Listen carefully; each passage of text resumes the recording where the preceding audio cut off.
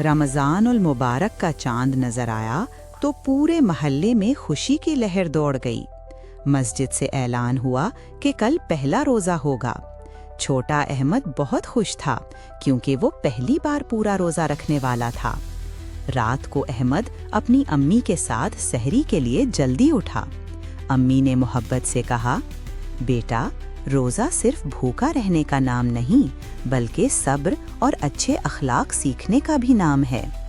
अहमद ने नियत की और अल्लाह ताला से दुआ की कि वो उसे रोज़ा मुकम्मल करने की ताकत दे।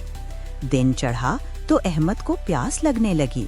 उसके दोस्त बाहर खेल रहे थे लेकिन अहमद ने सब्र किया। वो कुरान पाक की तिलावत सुनने लगा और अपने अब्बू के साथ मस्जिद गया। इमाम साहब ने बताया, रमज़ान रहमत, मग़फ़िरत और जहन्नम से आज़ादी का महीना है। इस महीने में एक नेकी का सवाब 70 गुना बढ़ा दिया जाता है। अहमद ने सोचा कि वो आज किसी की मदद भी करेगा। रास्ते में उसने एक बूढ़े अंकल को सामान उठाने में मदद दी। अंकल ने दुआ दी, अल्लाह तुम्हें कामयाब करे बेटा। शाम हुई तो अहमद थोड़ा कमज़ोर महसूस कर रहा था मगर उसने हिम्मत नहीं हारी। आखिरकार अज़ाने मगरिब की आवाज़ आई।